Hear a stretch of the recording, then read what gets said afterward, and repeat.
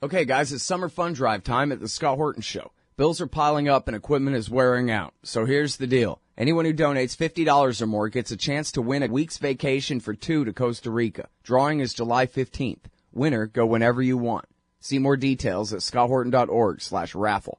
Anyone who donates $100 or more gets entered into the raffle, plus a 1-ounce silver QR code commodity disc from commoditydiscs.com. And the first 25 people to donate $100 or more will also get a copy of Your Money or Your Life, Why We Must Abolish the Income Tax by Sheldon Richman, or the audiobook of Lou Rockwell's Fascism versus Capitalism, narrated by me for free. Stop by scotthorton.org/donate or scotthorton.org/raffle for details. You can also sign up for monthly donations by way of PayPal, per interview at Patreon, support with Bitcoin, and shop through scotthorton.org/Amazon. And thanks. All right, you guys, welcome back to the show. I'm Scott Horton. This is my show, The Scott Horton Show, here live on the Liberty Radio Network, Monday through Friday, noon to 2 Eastern Time, 11 to 1 Texas Time. Our next guest today is the greatest legislator ever in all of world history, my hero, and probably yours. His name is on most of my shirts, the great Dr. Ron Paul. Welcome back to the show. Ron, how are you? Doing fine, Scott. Nice to be with you again. Very happy to have you on the show, sir, and very happy to have gotten an advance copy of your brand new book. I read the whole thing last night, Swords into Plowshares, A Life in Wartime and a Future of Peace and Prosperity. It's just great, and so glad that you did this. Thank you. So appreciative of it. And there's so many great points in here, I almost don't know where to begin. Much of it we've talked about before on the show in the past, over the past decade. But I guess I'd like to ask you, first of all, about the national debt. It's over $18 trillion now. And you talk a lot in the book about, it looks like the empire is just not going to come down until the dollar breaks, basically, until the economy and the people's will to live under an economy suffering under the weight of all of this. When it finally just breaks, then it'll all come home. I wonder how far you think we really are from that, because when you make the comparison to the USSR, hey, they were communists. They were going to implode anyway, right? Their economics made no sense. And it seems like for all the Keynesianism and all the intervention and all the corporatism and frankly even fascism here in the United States, it's still a pretty resilient economy. There's enough market force to it that, as you also say in the book, we can afford a lot of empire. And I wonder if you think maybe this could last decades and decades still into the future, or what? Well, I'd bet against decades into the future, because I think the debt is too great and we're not producing anymore. It used to be a lot of concern even back in the 50s. I remember when Barry Goldwater became famous in the 50s because he was complaining about the debt under Eisenhower. Well, he was probably a little bit too early. There's a big difference now, especially since 2008. Since that crisis and the one that we're still in, productivity is down. Structural unemployment is very, very strong.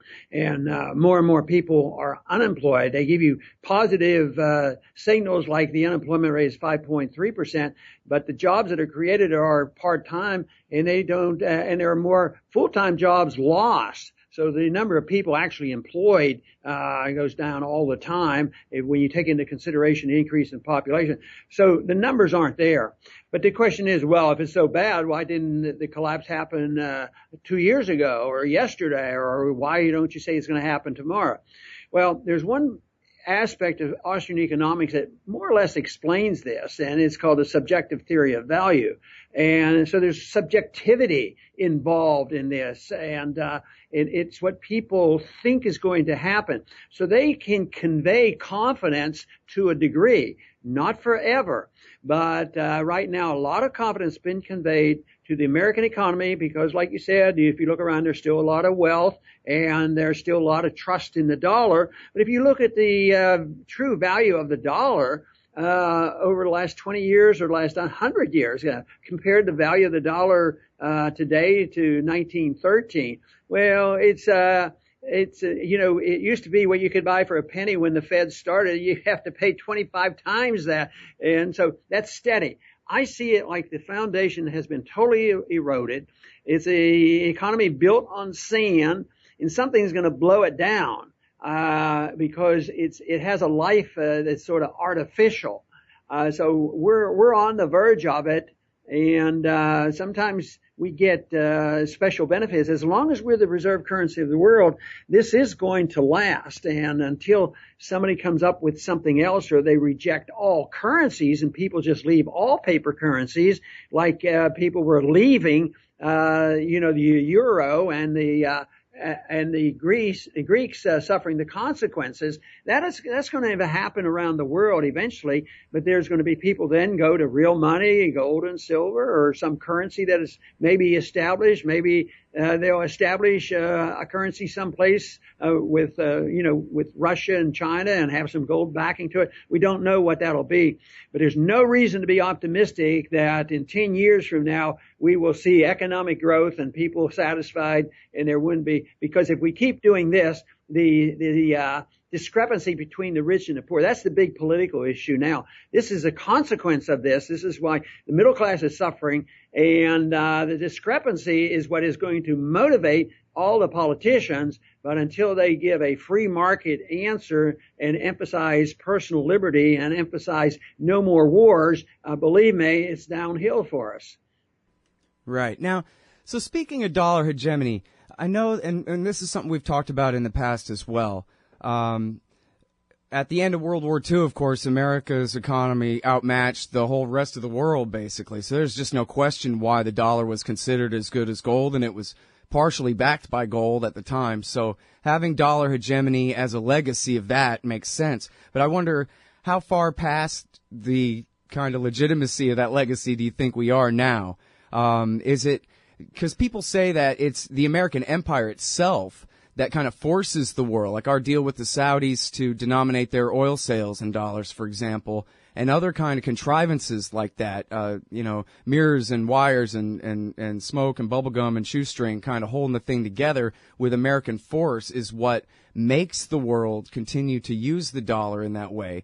But I wonder, I mean, is there anything else? I mean, are they going to switch to the Chinese currencies or some kind of market basket of other currencies? Because they all have their own problems. As you said, people, I guess, could just resort to bailing out of paper money altogether. But it seems like you're kind of implying that there are no other currencies really to compete with the dollar that are much better. Well, yes, but I think that is already starting, and it's a consequence of our foreign policy for us all of a sudden deciding that we had to have the Cold War going and starting to attack everything that Russia says or does, and pushing Russia away from us. Russia was integrating with Europe. The Europeans liked trading with Russia, but we badgered the Europeans into accepting a negative Russian position. So we are forcing Russia to join with China and other Far Eastern countries. And now some of the oil is being paid for in renminbi. They're using Chinese currency. So no, that's not the gold standard yet, but it all serves to weaken the dollar and also makes us more aggressive. So I think our foreign policy is speeding this process up, not only because it contributes to the debt, but also because of our stupidity and just building more and more enemies. I see the day coming when finally this breaks out, that the hostility toward America is going to be unbelievable because it's been held in check. People haven't been quite strong enough to express themselves, because if they do, they get sanctions put on them or we bomb them.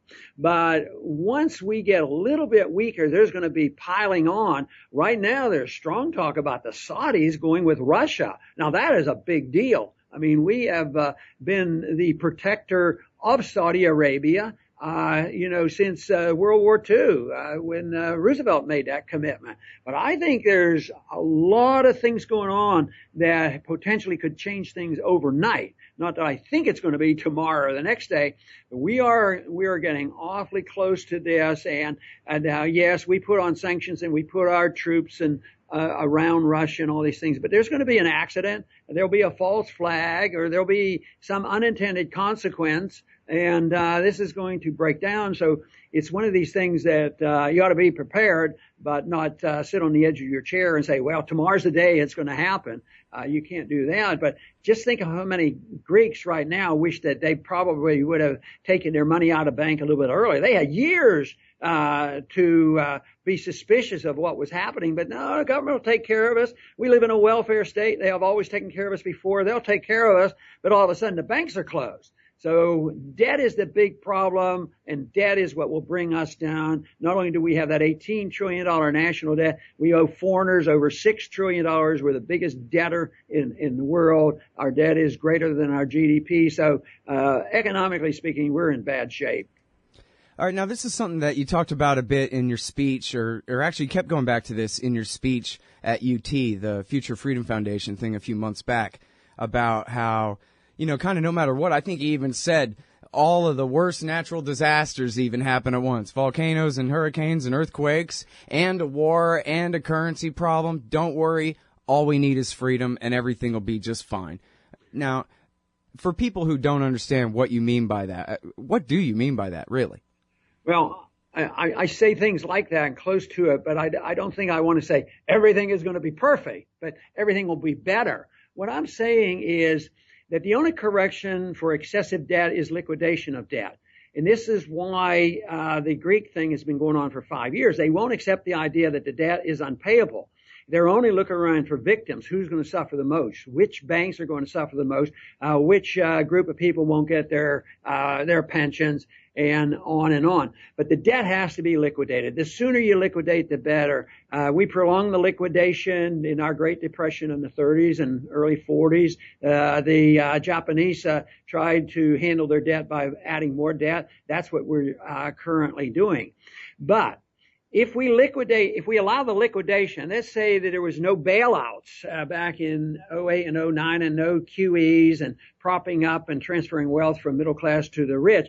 If we had not done that, on the surface, things would have looked much, much worse. Immediately you say, hey, this is crazy. But if you do that and people have a right to work, a right to keep what they earn, they get their freedoms back, we stop the wars, we protect civil liberties, and even if we lost everything, but if we have our liberties, I think it would have taken about a year to get back on our feet again. The best example of this is the Depression in 1921.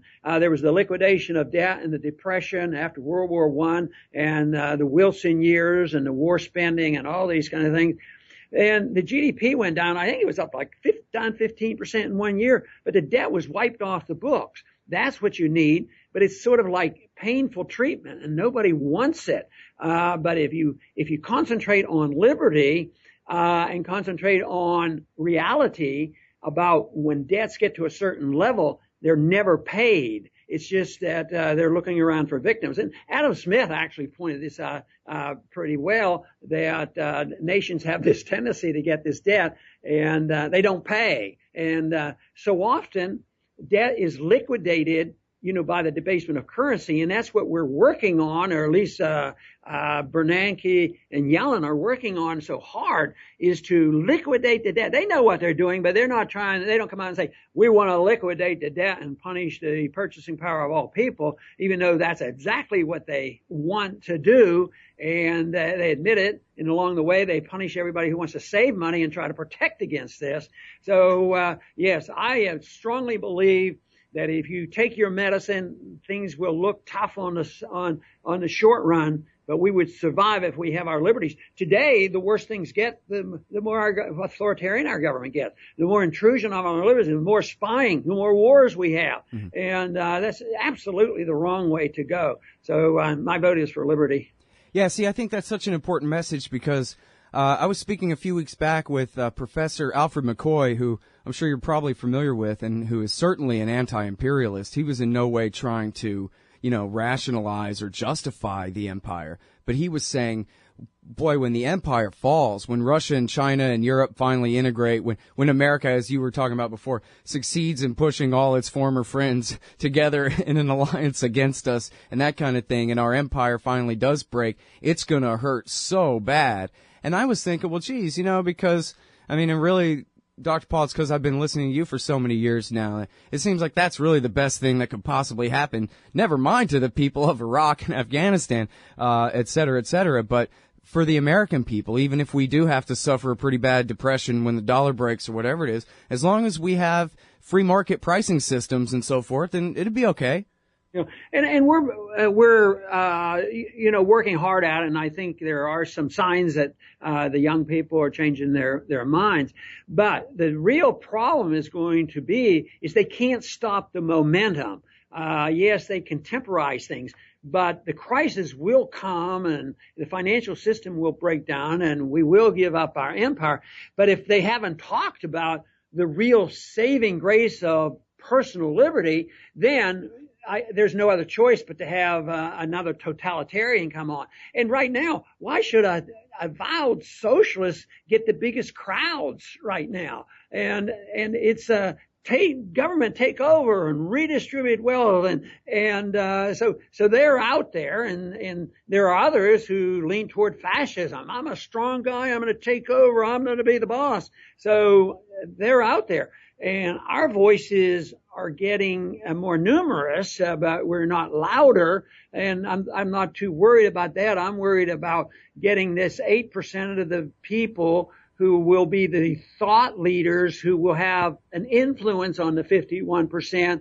And that is where we're making, progress. And that's why programs like yours is so important, to get more people to listen and say that, there is a good chance that we can succeed because we have alternative ways of spreading our message. And that's the only choice that we have, because most of us reject the notion, for practical reasons as well as philosophic reasons, that we can win this fight through violence. I just don't think that's the solution.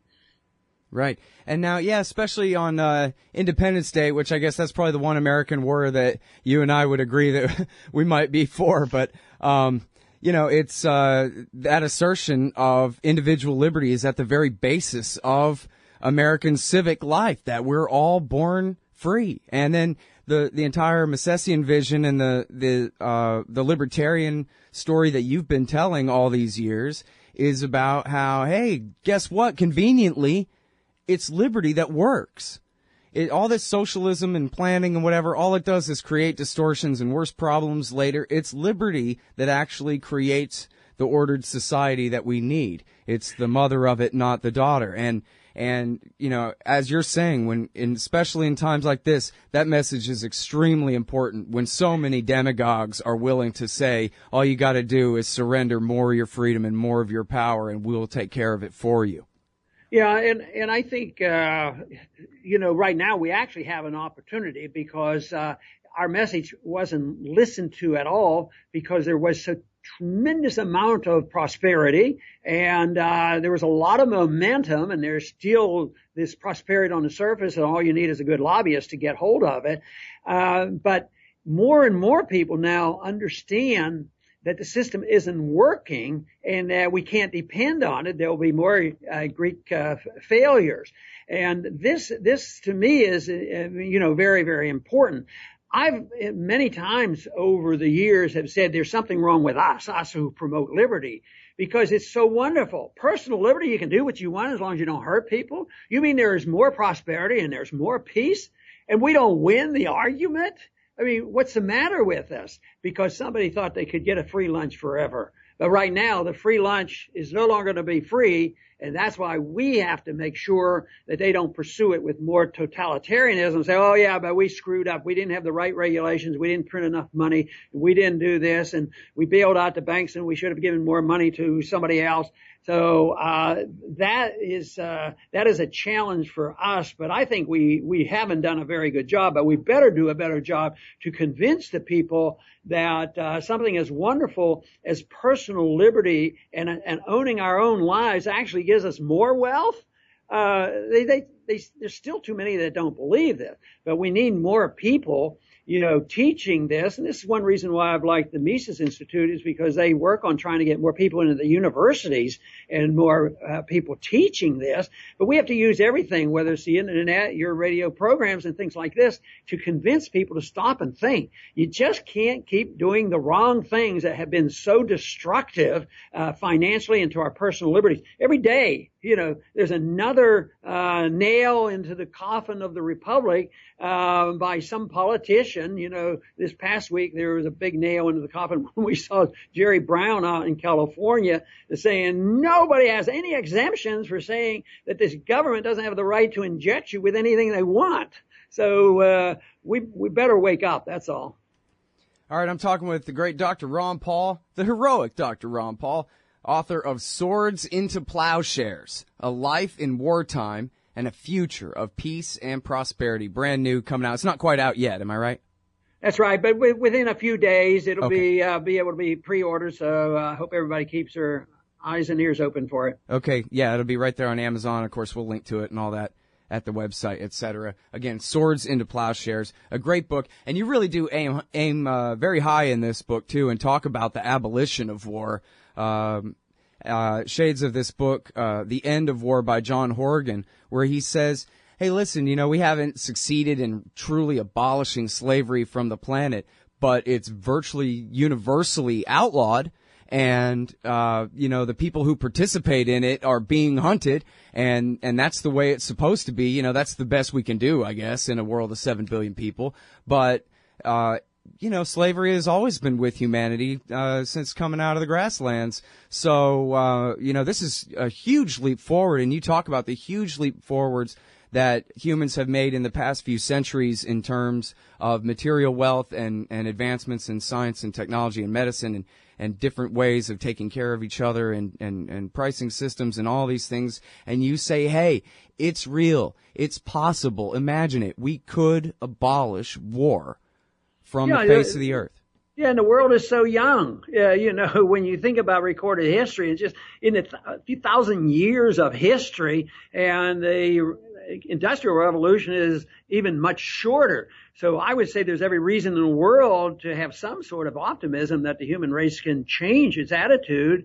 It certainly became smart enough to have such tremendous improvement in material things. And in the book, I mentioned that, we're all better off. We have such a, higher standard of living because of the material benefits, but they used a lot of that for war, how to kill people. So what we need is a little bit of intelligence and common sense on why the human race can advance to saying, war doesn't make any sense at all. Right. Yeah, especially as you're saying, when the weapons that they can afford to make now include H-bombs and the kind of even conventional weapons that lead to such scales of slaughter that previous centuries of humanity people could not have ever imagined. Right. It's on the order of plagues, the amounts of death from the world wars and the consequences in the 20th century. Now, something that's fun I like to talk about on the show, I don't guess I've ever talked about it with you, but I've brought this up to people from time to time just to try to get them to imagine, what if Ron Paul had won in 1988 and the end of the Cold War had happened on his watch? And NATO had come apart just as quickly as the Warsaw Pact, and we got our peace dividend. And instead of Greenspan inflating to disguise the cost of the creation of the world empire in the 1990s. We just gotten all the way back to, I don't even know went forward to some real libertarian economics in this country. Think there's our flying cars that we haven't had since the year 2000, right? There's all that great stuff that we all thought would exist by now. That's where it went, was the empire. And right. And the counterfactual, the reason I like to bring it up is because, hey, you're real, and it's a real possibility. It's something that really could have happened back in 1988. It would have been the perfect timing for the end of the Cold War, and then when all the neocons and all their warmongering and bluster about spreading our way of life to the rest of the people of the world. Well, what could have been better than America under the Ron Paul administration for showing the world this is what it's like to truly have a Bill of Rights that means what it says, to truly have freedom and free markets? Well, hopefully we could say it would have been helpful, but I'm cautious in saying that it would have been a complete reversal of all those bad things happening, because you still need a consensus, and the consensus hasn't been there. Think about Obama is still subservient to many of the neocon ideas, but even when he makes a minor suggestion of just having a conversation, with the Iranians and opening up an embassy. What is the consensus? Don't let them do it. We're not going to have an ambassador, and we're not going to allow any traveling. And the consensus in the Congress by those good conservatives is to stop it all. So that also is most important. Yes, an individual, even from 88 or 96 or whatever, that was determined. But quite frankly, if the sentiment is too strong, you don't stay in office. They have ways of silencing people if they're pushing things faster than they think they should be. But nevertheless, anything anybody can do to promote the ideas is what really counts. Mm-hmm. All right, and I'm sorry for keeping you over. Can I ask you one more thing real quick? Quickly.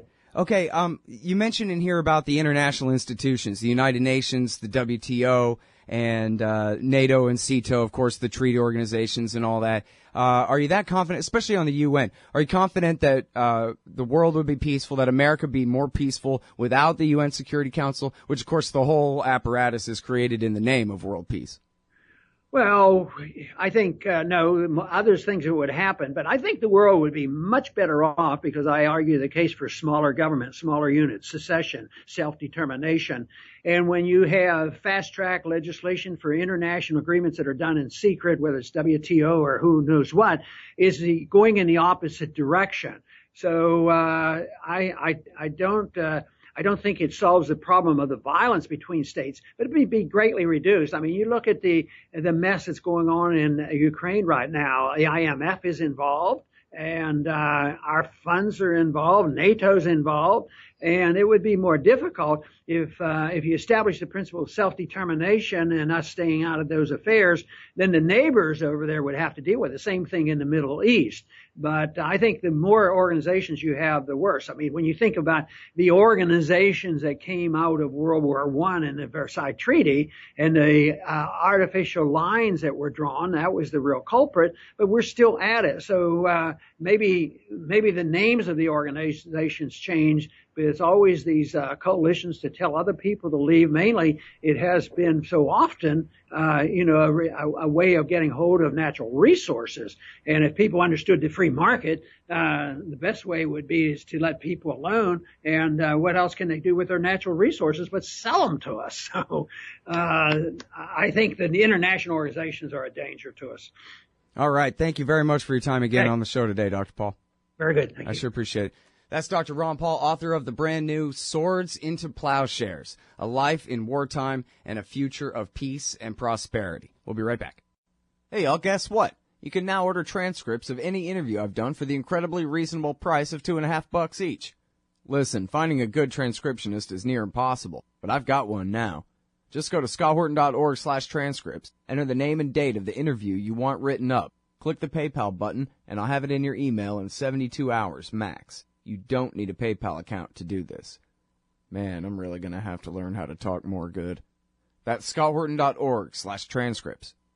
Hey, I'll check out the audiobook of Lew Rockwell's Fascism versus Capitalism, narrated by me, Scott Horton, at audible.com. It's a great collection of his essays and speeches on the important tradition of liberty. From medieval history to the Ron Paul Revolution, Rockwell blasts our statist enemies, profiles our greatest libertarian heroes, and prescribes the path forward in the battle against Leviathan. Fascism versus Capitalism by Lew Rockwell for audiobook. Find it at Audible, Amazon, iTunes, or just click in the right margin of my website at scotthorton.org. Hey, y'all, Scott Horton here for WallStreetWindow.com. Mike Swanson knows his stuff. He made a killing running his own hedge fund and always gets out of the stock market before the government-generated bubbles pop, which is, by the way, what he's doing right now, selling all his stocks and betting on gold and commodities. Sign up at WallStreetWindow.com and get real-time updates from Mike on all his market moves. It's hard to know how to protect your savings and earn a good return in an economy like this. Mike Swanson can help. Follow along on paper and see for yourself. WallStreetWindow.com.